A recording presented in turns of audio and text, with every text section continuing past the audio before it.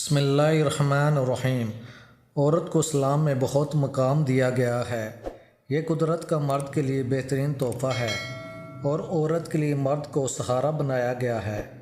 جب شادی کے بعد عورت حاملہ ہوتی ہے تو اس کی عبادت کا بھی بہت اجر و ثواب ملتا ہے، جیسے 2 رکعت کا 70 گنا زیادہ ثواب ملتا ہے۔ جب اس کا شوہر باہر سے تھکا ہارا گھر واپس آئے اور اس کی بیوی اس کو تسلی دے تو جہاد کا ثواب ملتا ہے۔ جب عورت بچوں کے رونے کی وجہ سے آرام یا سو نہ سکے تو 70 غلام آزاد کرنے کا ثواب ملتا ہے۔ جو عورت اپنے شوہر کو پیار کی نگاہ سے دیکھتی ہے تو خدا بھی ان کو پیار کی نظر سے دیکھتا ہے۔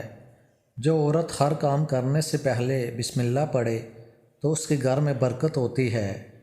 جو عورت کسی غیر مرد کی طرف دیکھے تو خدا تعالیٰ اس پر لعنت بھیجتا ہے۔ شوہر تھکا ہوا آئے اور عورت اس کے پاؤں اور ٹانگیں دبائے تو اسے 70 تولہ سونا صدقہ کرنے کے برابر ثواب ملتا ہے۔ پتلے کپڑے پہننے والی عورت کبھی جنت میں نہیں جائے گی۔ جو عورت حاملہ ہو اور روزے اور نماز کا اہتمام کرے تو جنت کے 8 دروازے اس کے لیے کھول دیے جاتے ہیں۔ عورت کو ایک بچہ پیدا کرنے پر جتنی تکلیف ہوتی ہے اس کو 75 سال کی عبادت کا ثواب اور ایک درد پر اس کو ایک مقبول حج کا ثواب ملتا ہے۔